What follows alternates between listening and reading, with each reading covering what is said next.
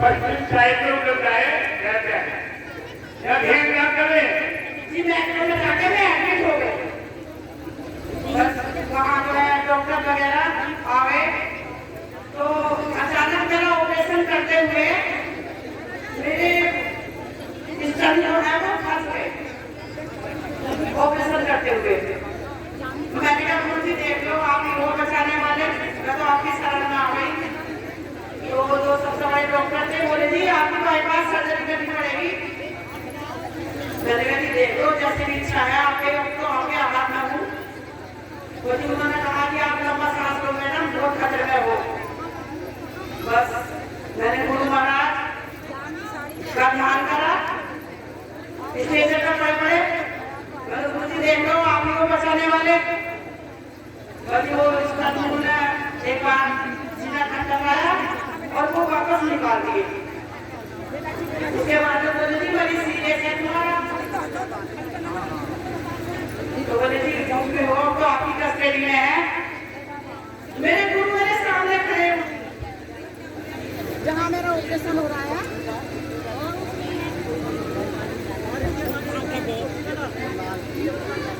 जहाँ मेरा माइक वाले कहाँ है प्रेम सिंह जी क्या हो रहा है तुम्हारे माइक आगे तो ऑपरेशन की तैयारी हो गई डॉक्टर बोले जी आपको बहुत सीरियस हो गई वो मेरे बच्चे स्क्रीन पे देख रहे थे बोले कुछ भी हो डॉक्टर साहब मेरी मम्मी जाने नहीं है मुझे बहुत कुछ मैंने कहा मेरे बहुत साथ मेरे हैं मैं नहीं जा सकती मुझे स्टन निकाल दिए गए स्टन निकालने के बाद फिर उन्होंने जो है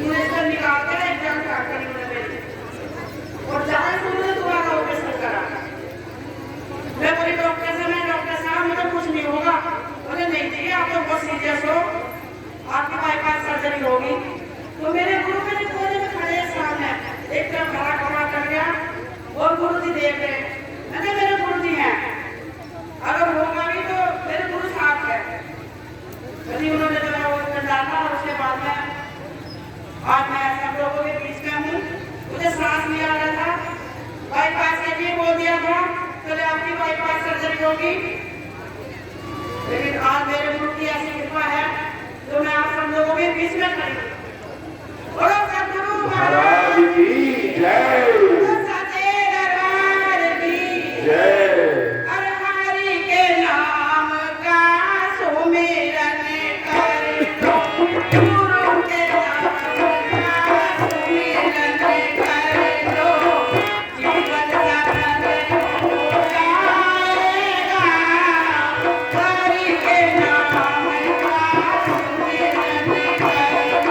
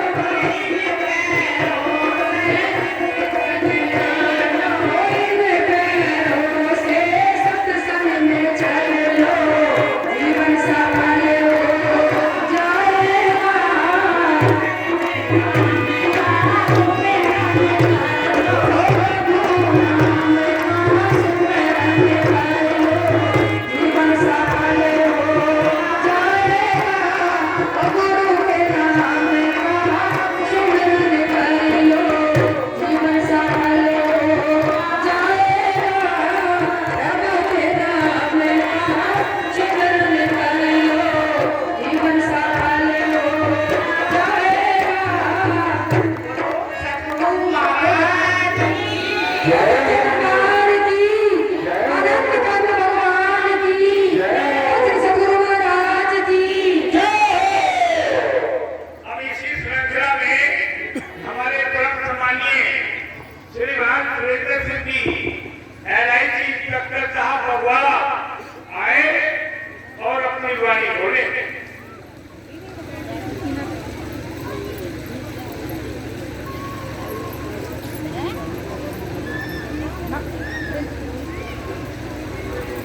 जय जय श्री सद्गुरु, जय जय श्री सद्गुरु, जय जय श्री सद्गुरु, जय जय श्री सद्गुरु। जय जय श्री सद्गुरु। जानते हैं सद्गुरु किसे कहते हैं? शायद हम बहुत कम जानते हैं सद्गुरु कहा किसे जाता है। केवल अपने स्वार्थ के लिए, अपने शरीर को ठीक करने के लिए सुनी सुनाई बात से हम सद्गुरु मान लेते हैं, लेकिन हृदय से हम कितने लोग जानते हैं सद्गुरु क्या होता है? मैं बताता हूँ, जैसा मेरी समझ में आ रहा है, रामायण की चौपाई है, साधु चरित्र शुभ चरित्र का पासु, नीरस विशद गुण में फल जासु, दुख सही परिच्छिद्र दुरावा, यही विधि संत कहावा। सद्गुरु वो है जो अपने लिए नहीं जीता है, केवल संसार के लिए जीता है, अपना उसका उसमें कुछ भी नहीं होता है। अभी गुरु महाराज ने 11 दिन की मौन साधना समाधिष्ट हुए हैं। धन्य है ये क्षेत्र वाले कि सर्वप्रथम ऊर्जा गुरु महाराज की यहाँ पड़ रही है। चूंकि मैं मेडिटेशन करता हूँ, इस बात का अनुभव मैं बहुत अच्छी तरह से करता हूँ कि गुरु महाराज की ऊर्जा क्या है। इनसे पहले मैंने 17 गुरु धारण किए, 18वें गुरु हैं मेरे, लेकिन मैं कोई सुनी बात को नहीं मानता। मैं केवल अपना डिसीजन पर निर्भर करता हूँ, किसी की सुनी हुई बात को मैं नहीं चलता। तो देखिए 11 दिन गुरु महाराज ने साधना की है, समाधिस्थ हुए हैं। और समाधि में क्या होता है कि एक तरह से मृत जीते जी मरने की एक कला है समाधि, जहां पर न मान है, न सम्मान है, न यश है, न अभ्यास है, न धन है, न दौलत है। हम लोग धन दौलत के लिए जीते हैं और गुरु महाराज पे सब कुछ होते हुए बताइए किसके लिए जी रहे था? मैं तो धोती कुर्ते में देखूं, चाहे जनवरी की सर्दी हो या कैसी हो, एक से ही रहना है। सब कुछ होते हुए अब ये बताइए कि भगवान का कहीं बंगला देखा है क्या आपने? और जिनको हम बंगला कहते हैं वो हमारे तो बनाए हुए हैं मंदिर भी, जितने भी तीर्थ स्थान है हमारे बनावे, भगवान ने कौन सा बना दिया? जिसका कोई महल ना हो, जिसका कोई कोठी ना हो, न बंगला हो, सब कुछ होते हुए भी कुछ ना हो, वो सद्गुरु है। सीधी सी बात है। और सद्गुरु होता क्या है उसको हम श्रद्धा से सोचें। हम सोचते हैं कि गुरु महाराज पानी में फूंक लगा दें हम ठीक हो जाएंगे। जब तक आपके अंदर श्रद्धा नहीं होगी कुछ भी नहीं होगा। श्रद्धा, आपकी श्रद्धा का प्रतिफल गुरु महाराज है, क्योंकि अर्जुन को भी उपदेश भगवान कृष्ण ने दिया और दुर्योधन को भी दिया। दुर्योधन के पास शांति पाठ लेके गए थे, शांति का प्रस्ताव लेके गए थे, दुर्योधन ने नहीं सुनी। लेकिन वही सत्संग युद्ध के क्षेत्र में अर्जुन को सुना दिया, गीता बन गई। अब हमारे अंदर कितनी श्रद्धा गुरु महाराज के प्रति है।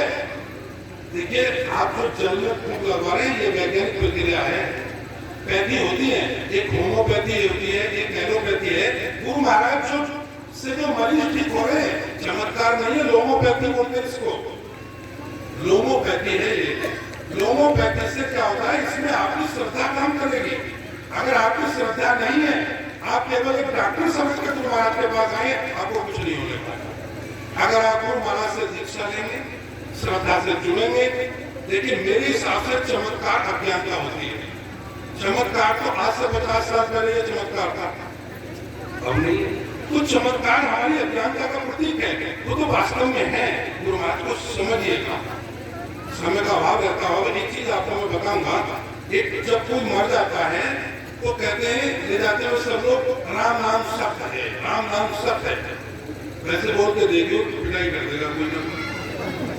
अगर वैसे बोलोगे ना किसी से राम नाम सत्य है तो पिटाई कर देगा। लेकिन आप कभी आप वाराणसी में जाएं तो वहां मैंने देखा है तो वहां इसका बुरा नहीं मानते हुए।